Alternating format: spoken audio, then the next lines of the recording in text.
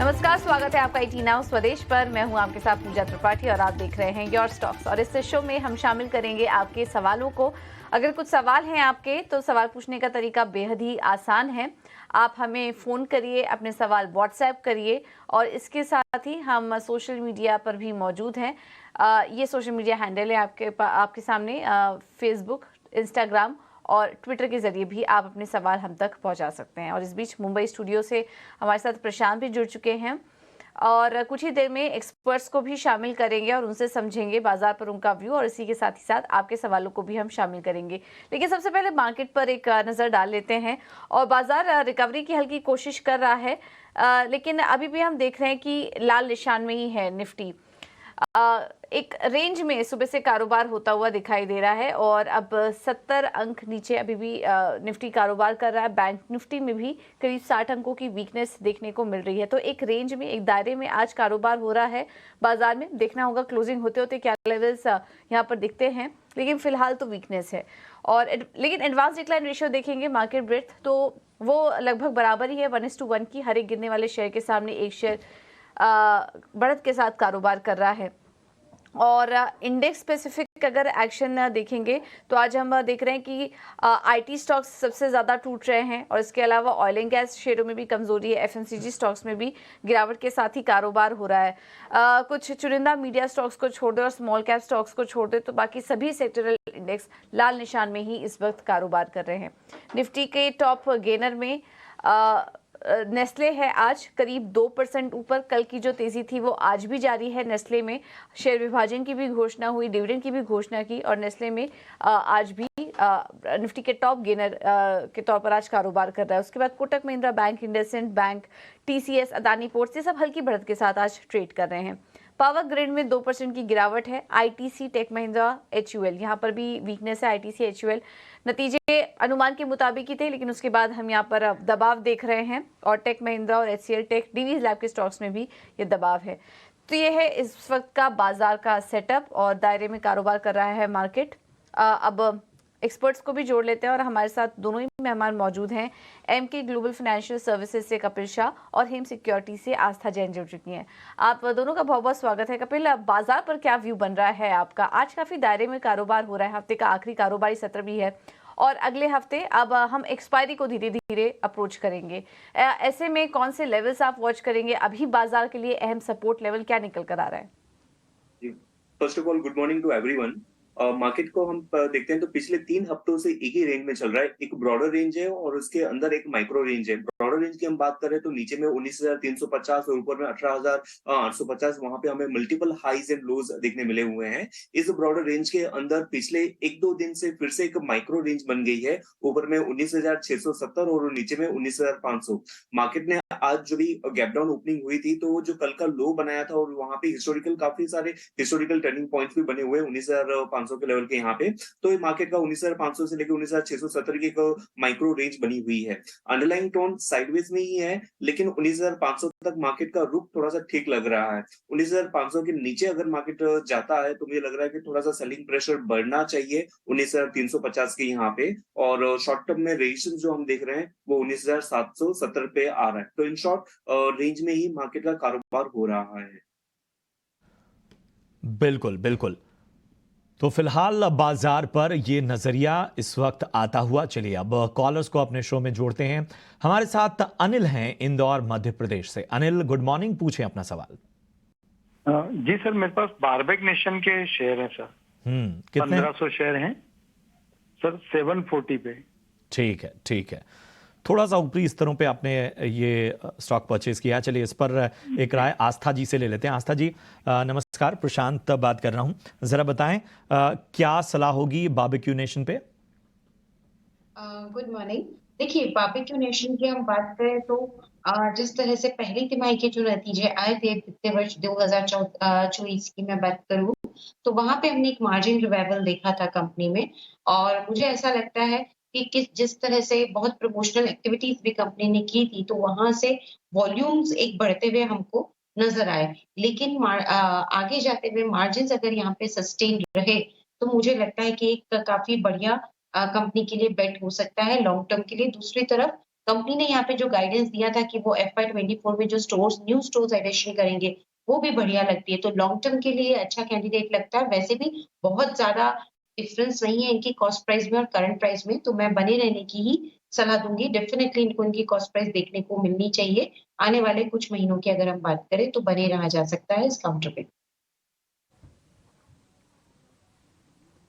ठीक है, तो ये है सलाह बारबेक्यू नेशन पर। 0.5% नीचे स्टॉक आज कारोबार कर रहा है आज भी। चलिए अब आगे बढ़ेंगे और अब बात करते हैं नतीजों की। हेवल्स के भी नतीजे आए हैं। नतीजे काफ़ी मिले जुले रहे। मार्जिन में तो अच्छी बढ़त हमने देखी, कामकाजी मुनाफा 30% बढ़ा कंपनी का, लेकिन आय में देखेंगे तो वहां पर थोड़ी अनुमान से कमजोर नतीजे देखने को मिले। आज 1% नीचे स्टॉक कारोबार भी कर रहा है। नतीजों पर और कंपनी के ग्रोथ आउटलुक पर और विस्तार से चर्चा कर लेते हैं। हमारे साथ बात करने के लिए हेवल्स इंडिया के CMD अनिल राय गुप्ता जी जुड़ चुके हैं। Anil ji, thank you so much इटीना उस स्वदेश को समय देने के लिए। इस बार हम देख रहे थे आय में 6% की बढ़त आई है सालाना आधार पर, लेकिन अनुमान से थोड़े कमजोर है। स्पेशली आपके दो सेगमेंट वायर्स एंड केबल्स और इलेक्ट्रिकल कंज्यूमर ड्यूरेबल सेगमेंट, वहां पर दबाव देखने को मिला है। क्या वजह थी इसके पीछे, और ये जो 2 क्वार्टर्स गए हैं किस तरह का प्रदर्शन रहा और आगे के लिए आप क्या आउटलुक शेयर करेंगे? जहां तक इस क्वार्टर की ग्रोथ का सवाल है, वायर्स एंड केबल्स में अराउंड 8% ग्रोथ है, जिसमें लार्जली ये अंडरग्राउंड केबल्स, इंडस्ट्रियल केबल्स से लीड हो रही है। Domestic wires plus electrical consumer durables में हम लोगों ने थोड़ी वीकनेस देखी पिकअप में, बिकॉज अभी थोड़ा कंज्यूमर सेंटिमेंट पिछले फर्स्ट हाफ का वीक रहा है, and that actually explains, but also the fact is that the festive season जो consumer durables के लिए खासकर relevant है, वो भी second quarter से third quarter में shift हो रहा है। So we believe कि third quarter में हम लोगों को एक better pickup दिखने को मिलेगा। बिल्कुल। अनिल जी, त्योहारी सीजन में जो ये शिफ्ट था, जो बदलाव था, उसके कारण जो दूसरी तिमाही थी वो थोड़ी नरम रही। अब तीसरी तिमाही में अगर हम डिमांड को देखें तो वो कैसी है, और आगे FY24 में आप किस तरह के जो हैं वो ग्रोथ आउटलुक को देख रहे हैं? देखिए, जहां तक डिमांड आउटलुक का सवाल है, we have seen started seeing some improvement, and hopefully that will continue, and which will mean कि second half first half से better रहना चाहिए growth profile। डिमांड सिनेरियो को थोड़ा और समझना चाहेंगे अनिल जी, और आपके सेगमेंट वाइज अगर बात करें, B2C सेगमेंट जो कि आपके बुक्स में करीब 70% का योगदान है जिसका, वहां पर भी डिमांड हमने देखा कमजोर थी, तो क्या उधर कुछ रिकवरी आप देख रहे हैं सेकेंड हाफ में? और इसके अलावा B2B सेगमेंट के बारे में भी बताइए, वहां पर डिमांड सिनेरियो कैसा है, स्पेशली Tier 1 और Tier 2 सिटीज के लिए? जहां तक B2C का सवाल है, क्योंकि हेवल्स का 70% B2C से आता है, तो जैसे मैंने आपको बताया कि फर्स्ट हाफ में कंज्यूमर सेंटिमेंट वीक रहा, जहां पे अब थोड़ा सा पिकअप दिखने में शुरू हुआ है। तो हमको लगता है कि B2C सेगमेंट जो 70% कंट्रीब्यूट कर रहा है, उसमें इंप्रूवमेंट आनी चाहिए सेकेंड हाफ में। और B2B अपने आप में एक अच्छी ग्रोथ पे चल रहा है, चाहे प्रोफेशनल लुमिनर्स है, हेवल्स के इंडस्ट्रियल स्विच केयर है, अंडरग्राउंड केबल्स है, वहां एक अच्छी ग्रोथ मोमेंटम पकड़ा हुआ है, एंड आई थिंक ये डिमांड अभी कंटिन्यू रहनी चाहिए। चलिए, अनिल जी ये बताइए कि जो एबिटा मार्जिन है वो दूसरी तिमाही में 9.6% रहा, हालांकि ये अभी भी 11.3% का जो अनुमान रहा एनालिस्ट की एक्सपेक्टेशन से उससे काफ़ी कम है। अब दूसरे हाफ के लिए, सेकेंड हाफ के लिए क्या मार्जिन का जो है वो आउटलुक बन रहा है, और क्या हम इसे डबल डिजिट में एक्सपेक्ट कर सकते हैं? और साथ ही ये भी बताइए कि एड स्पेंड का जो आउटलुक है वो कैसा है?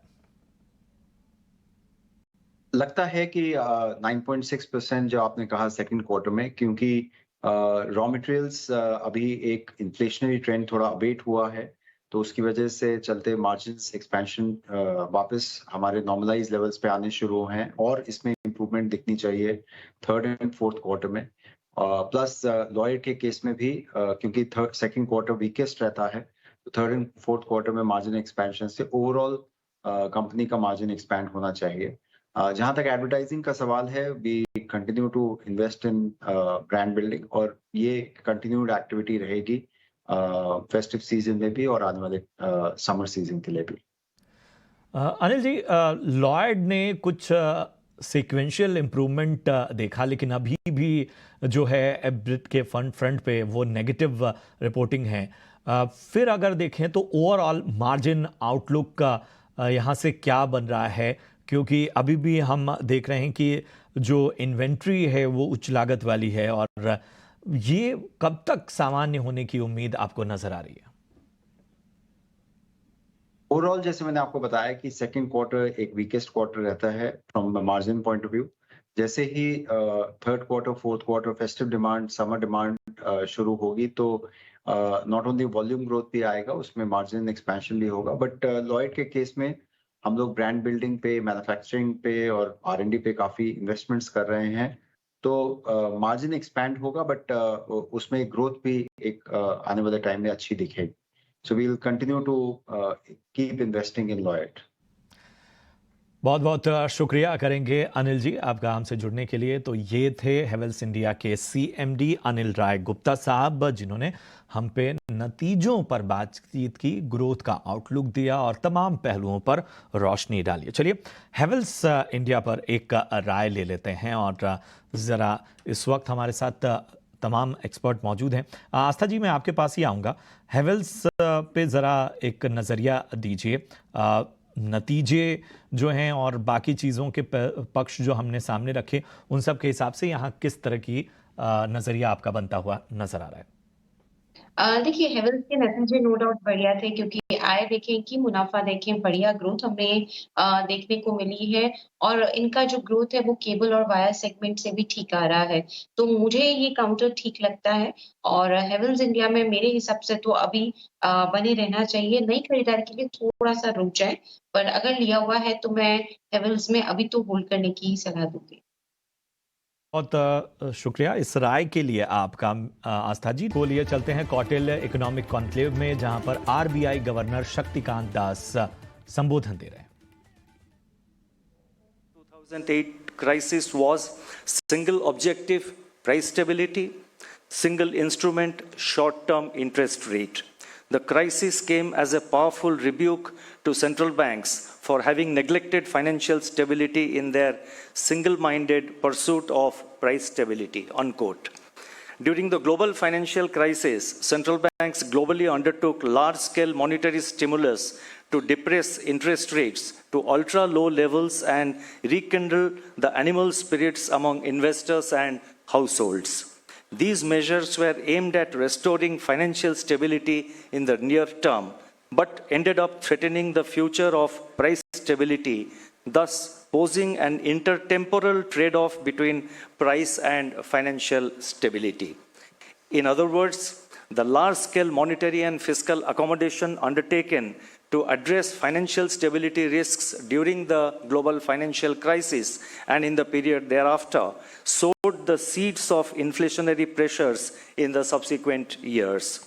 In the meantime, central banks had become more proactive on issues of financial stability. Now, central banks again faced a trade-off between price and financial stability during the COVID-19 pandemic, as economic activity came to a standstill amidst elevated global commodity prices and disruption of supply chains. As the global financial system became awash with stimulus injected. तो Kautilya economic conclave में बोल रहे थे governor Shaktikanta Das. बढ़ते आगे, जयप्रकाश हैं हमारे साथ, हमारे अगले कॉलर छत्तीसगढ़ से जुड़े हुए हैं। जयप्रकाश नमस्कार, पूछें अपना सवाल। सर, मेरे को ये वरुण बेवरेज के बारे में पूछना था। इसको कितने में खरीदा आपने? ये वरुण बेवरेज के बारे में पूछना था सर। ठीक है, चलिए इस पे एक राय ले लेते हैं। आस्था जी जरा बताइए, 592 रुपए की खरीद है और इनके भाव से काफ़ी ऊपर अच्छे लेवल पे इन्होंने एंट्री ली है, और इस वक्त 60 लगभग 61,000 का कह सकते हैं कि मुनाफा इनको होता हुआ। क्या करना चाहिए वरुण बेवरेजेस में? देखिए, वरुण बेवरेजेस अभी भी बहुत स्ट्रांग लगता है क्योंकि इनकी एक तो लीडिंग मार्केट पोजीशन है, दूसरी तरफ जिस तरह से रॉ मटेरियल प्राइसेस में एक सॉफ्टनेस आई है, उसका भी फायदा हमें कंपनी जो वित्तीय परफॉर्मेंस है उस पे देखने को मिलेगा। तो वरुण बेवरेजेस मुझे लगता है कि लॉन्ग टर्म में भी अच्छा रहेगा और इनफैक्ट उनके एक्सपेंशन प्लान्स भी हैं। सो अगर पैसा निकालने की जल्दी नहीं है सबको तो मैं बने रहने की सलाह दूँगी 1000 से लेके 1050 के इनिशियल टारगेट के लिए।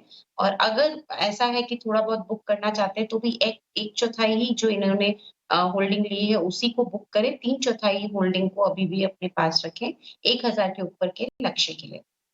ठीक है, तो यहाँ पर पॉजिटिव नजरिया वरुण बेवरेजेस पर। अगले जो हमारे दर्शक हैं उनका नाम जय है, मुंबई से। व्हाट्सएप के जरिए उनका सवाल हम तक आया है।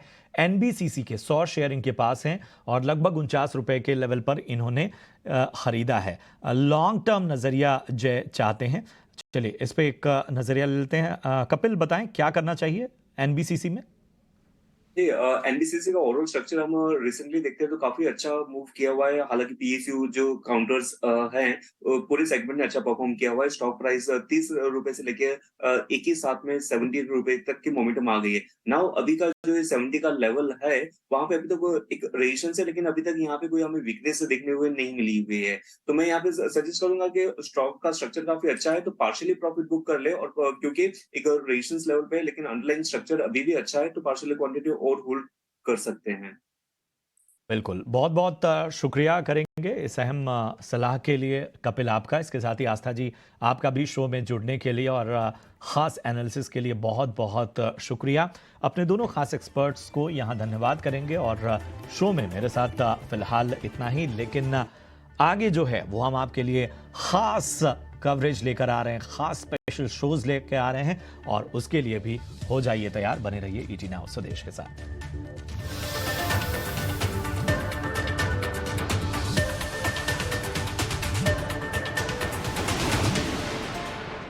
मैं हूं कुश